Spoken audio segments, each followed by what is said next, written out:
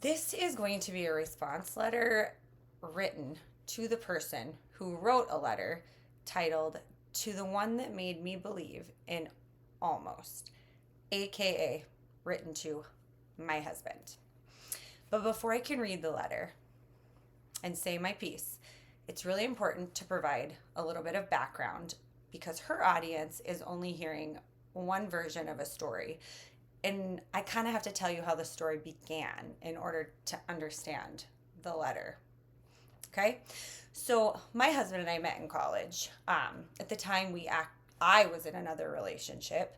I became engaged in a last ditch effort to save that relationship.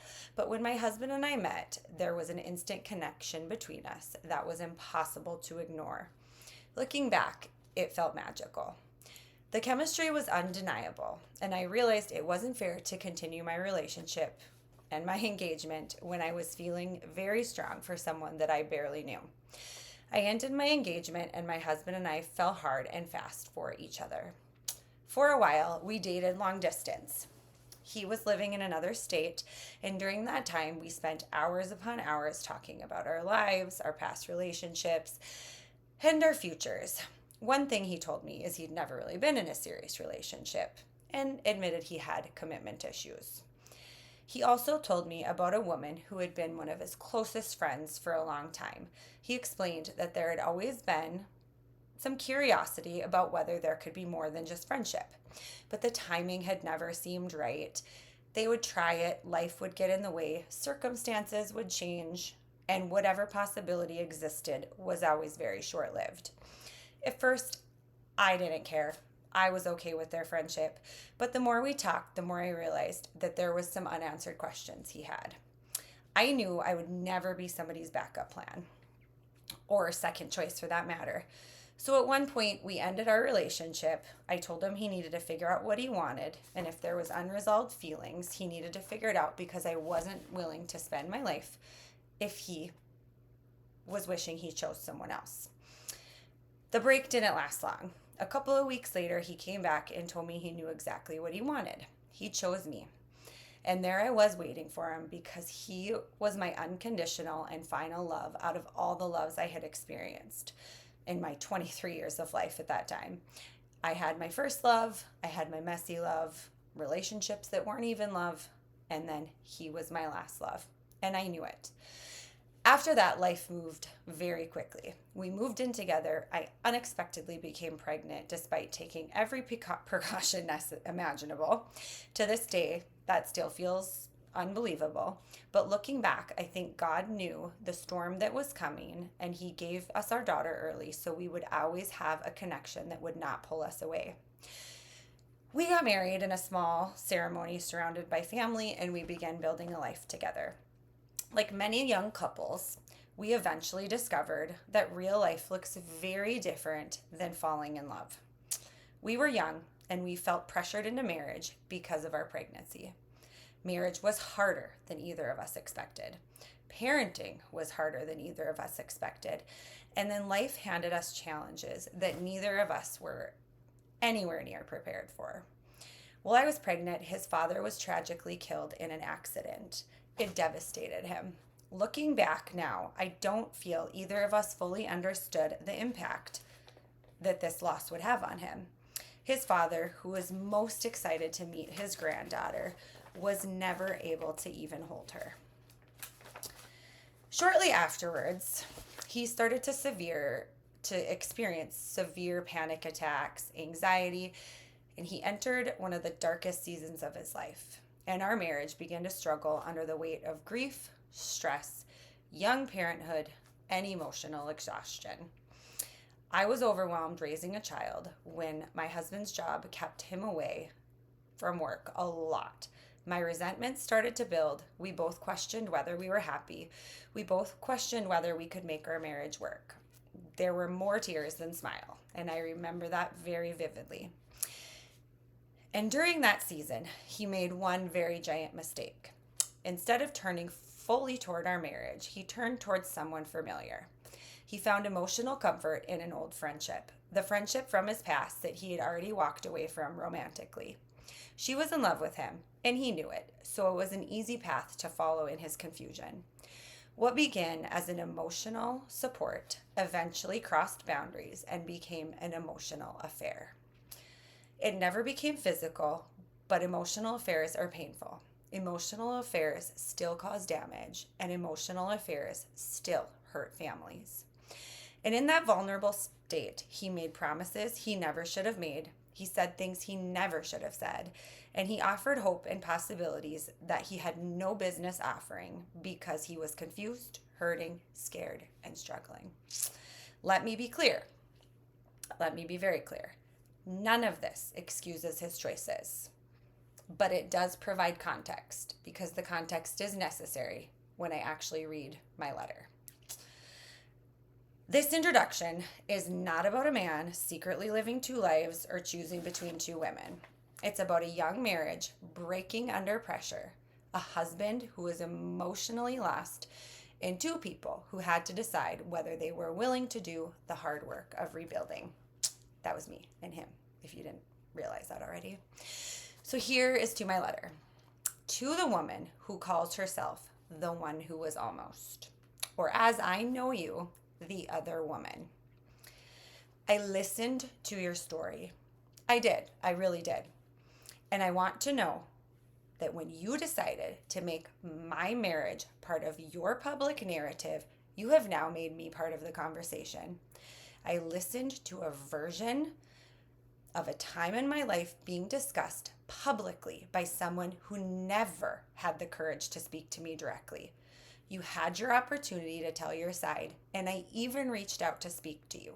You chose to be a coward. You can speak on a screen, but not to my face. Now this is my version. As you clearly know, my husband and I went through an incredibly difficult time early in our marriage.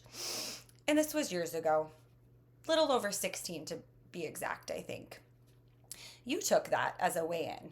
We struggled. We sought counseling. There were moments neither of us knew we would make it. It was painful, messy, and uncertain. I am not here to defend or make excuses for the choices my husband made during that time. He told you he loved you. He made promises he never should have made. He discussed a future with you while we were still married. Those choices were wrong. He knows that. I know that, and we have spent years confronting those mistakes and the damage they caused. But I want to start with something I find truly remarkable from your letter to my husband. In the public version of your story, accountability seems to belong to everyone except you. Actually, it looks like this is the common theme in all of your stories you tell or your letters you write. You have painted yourself as a heartbroken, wounded soul who spent 16 years trying to heal. In your telling, my husband played the role in the damage. He made the mistake. He bears that responsibility. And he should. He very well should. But somehow, the person who also made choices and helped create this situation is constantly portraying herself as the victim rather than an active participant. This isn't accountability. You played a victim in a problem you helped create. That's physical and psychological manipulation, and you're manipulating anybody that listens to your story. You have created a narrative carefully constructed to absolve yourself while placing the entire responsibility on my husband and making him look like he was the only bad part in your story. He had a role, but so did you. You speak at length about your heartbreak, your disappointment, and your grief of not being chosen. You describe the future you imagined and the promises you believed. Yet, what you seem never willing to acknowledge is the man you imagined that future with was not a single man. So interesting. He was married. He was a father. And you knew that. You were not an innocent bystander. You were not a victim standing on the sidelines while everything happened around you. You made choices. You knowingly participated in a relationship with a married man. You knowingly invested yourself in a future that belonged to another woman. And now, 16 years later, you still seem determined to tell the story as though your role in it was only being hurt. You speak openly about your low self worth during that time. And honestly, I believe you because no woman with a healthy sense of self worth builds her future around a married man and then spends 16 years mourning the fact that he stayed with his wife. Think about that. He stayed with his wife. You reference the song Stay by Sugarland. That song clearly shows you know what role you were playing. You were the other woman. You knew it. And you still did it. Yet somehow you expect sympathy for the pain that came from that choice. You come onto a public platform, share your story as if your purpose is to help others who may be going through something similar. But how can you truly help anyone, or how could anyone take you seriously when you leave out the most important part? You never tell the part where he was a married man. You never tell the part where you knew he was in turmoil. You never tell the part where you tried to pull him away from his wife and child. Instead, you present yourself as a victim of a tragic love story while completely omitting the role you played in creating this devastation. You speak openly about your heartbreak, your healing, your pain, but never about the pain your choices inflicted on others. You never acknowledge that you willingly became the woman every wife despises, the woman who looked at a husband, a marriage, and a family and decided your desires mattered more. If your goal is to help people and tell the whole story. Tell the parts that don't make you look sympathetic. Tell the parts where your own decisions contributed to the outcome. Because healing and accountability cannot exist without honesty. And honesty requires more than just telling the version of a story that paints you as the victim. For 16 years, you have carried the pain of not being chosen. I understand heartbreak because there was two victims in that story, and it wasn't you or him. It was me and my daughter. Me and my daughter, a 2-year-old little girl, were the victims. I cannot understand that carrying that pain for over a decade, and then you decide that the healthiest thing to do would be to come publicly on a platform and to reopen the lives of people who moved forward long ago, simply because you haven't. You call yourself the one who was almost. From where I stand, that title says far more than you probably intended to, because while you were focused on the life that was almost yours, I was living the life that actually existed. I was raising our daughter. I was sitting in the counseling sessions. I was fighting for my family. I was doing the painful, difficult work of rebuilding a marriage while you were imagining a future with a married man. The difference is my story was real and it was not yours. It was imperfect. It was messy. It was heartbreaking, but it was real and it was ours. What I know with complete certainty is that the story you have carried for 16 years is not the same as the reality that unfolded. You have convinced yourself there was some great love story that was interrupted. There wasn't. You weren't mourning a life that was taken from you. You were mourning a life that belonged to someone else. What actually existed was a man that was scared, a man who was struggling, a man who was grieving, a man who was terrified of losing his marriage and family, a man who ran towards familiarity of an old friendship while his life felt like it was falling apart. That wasn't some epic love story. That was fear, that was confusion, that was uncertainty. That was someone reaching for what felt safe when everything around him felt unstable. You say he wanted a future with you. I know he said that. I know he made promises. I know he discussed possibilities he should never have discussed. But there's something else you refuse to acknowledge. If he truly wanted that future, he could have chosen it at any time. Nobody was stopping him. Our marriage was struggling. We were unhappy. We were uncertain. Frankly, miserable is probably the best word to describe it. Leaving would have been so easy. People do it every day. If there was ever a time for him to do it, that was it. Yet he didn't. Not because he lacked courage, not because he was trapped, not because we had a baby, not because he was choosing comfort. He didn't leave because he knew where his heart was. You said he chose comfort over courage. I couldn't disagree more. Walking away would have been easier. Trust me. Choosing you would have been easier. Trust me. Starting over would have been easier. The courageous choice was staying. The courageous choice was facing the damage that had been created. The courageous choice was sitting in counseling sessions when it would have been easier to quit. The courageous choice was rebuilding trust, accepting accountability, and doing years of difficult work with no guarantee that any of it would succeed. There was nothing comfortable about that. Comfort would have been leaving. Comfort would have been avoiding the hard work. Instead, we chose the hard path together. And 19 years later, that choice resulted in a marriage, a beautiful family, 3 amazing children, 4 dogs, and a life that survived the worst chapter of our story. Now you say you have receipts. The truth is, I don't need them. No one does, and this is why. You claim to value honesty because that's what you do over there.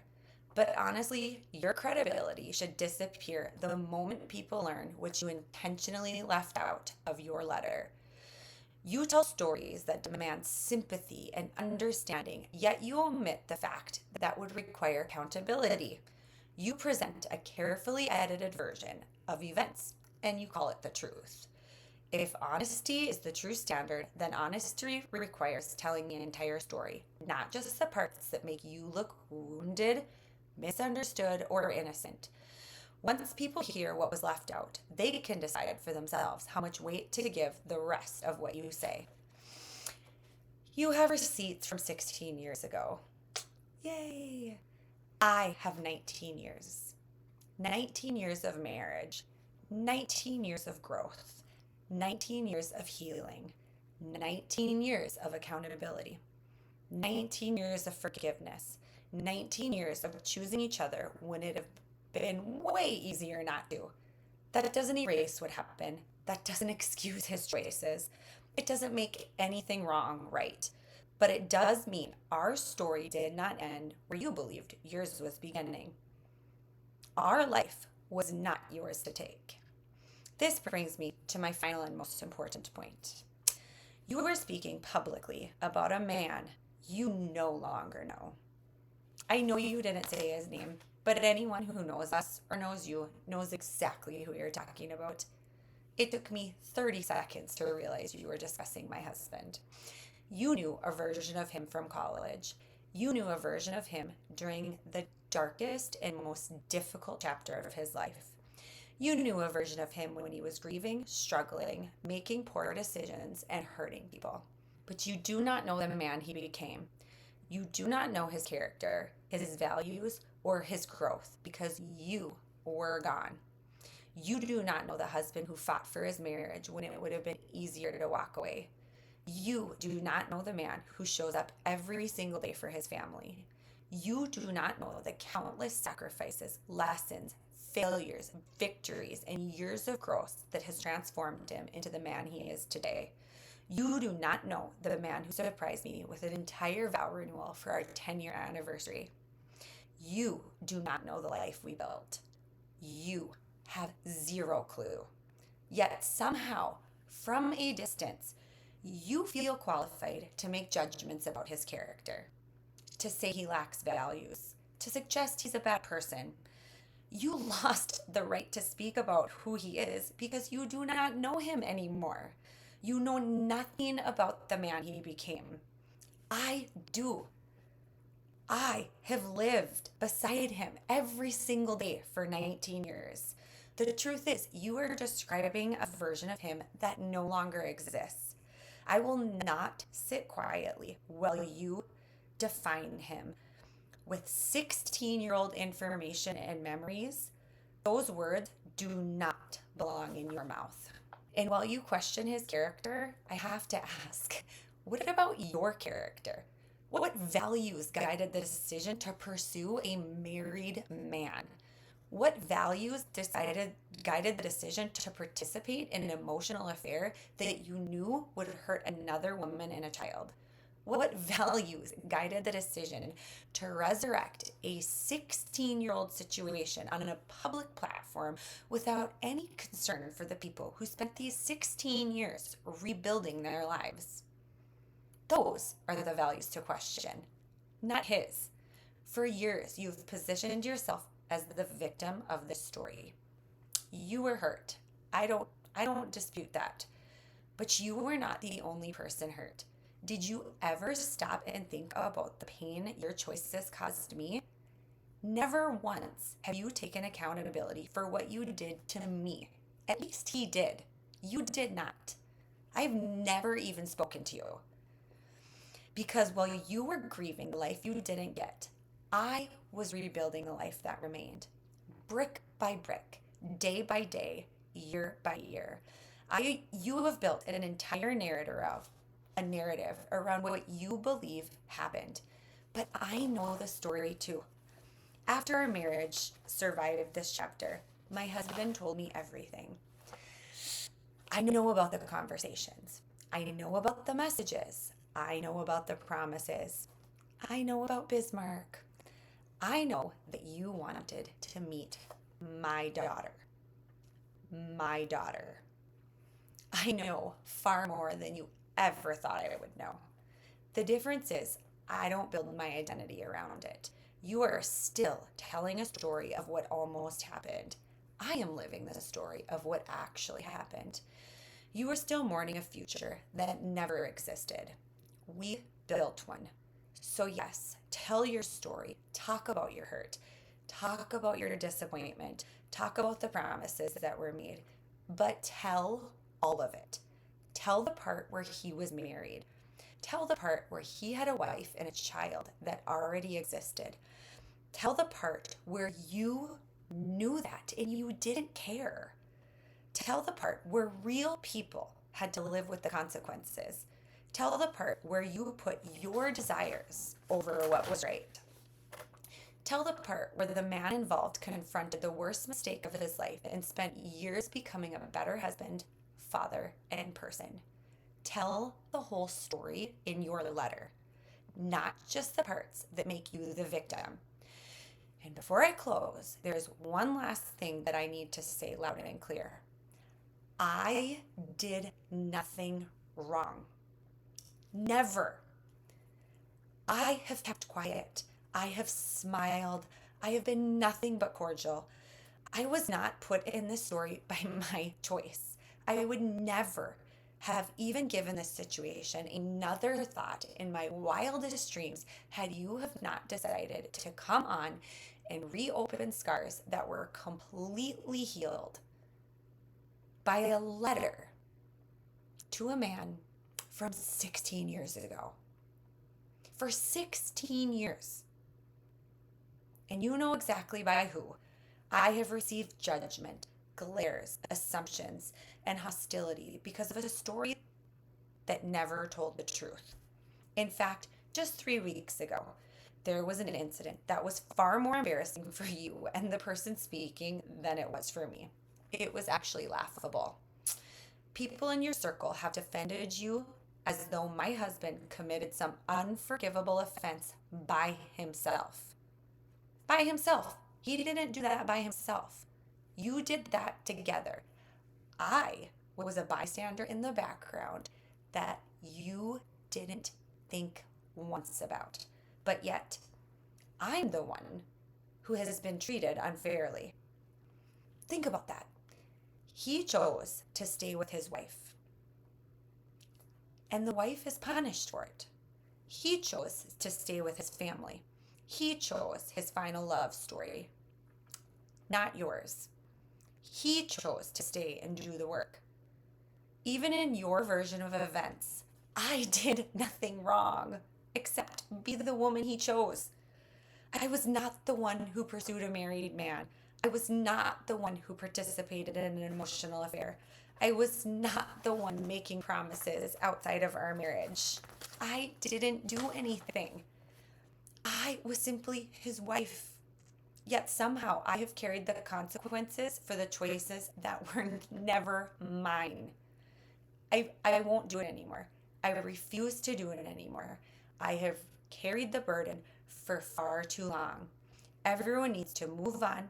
It's humiliating for you at this point that I am still being treated poorly by people in your circle because my husband chose me.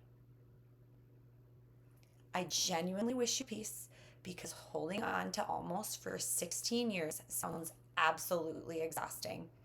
While you were doing that, I was building a beautiful life. I hope that one day you find something more meaningful than being remembered as the woman who was almost. Sincerely, the woman who was and still is his everything. As Jesus says in the Bible in Mark 10, therefore, what God has joined together, let no one separate. Oh, that felt so good. That felt so good to get that off my chest. I am relieved.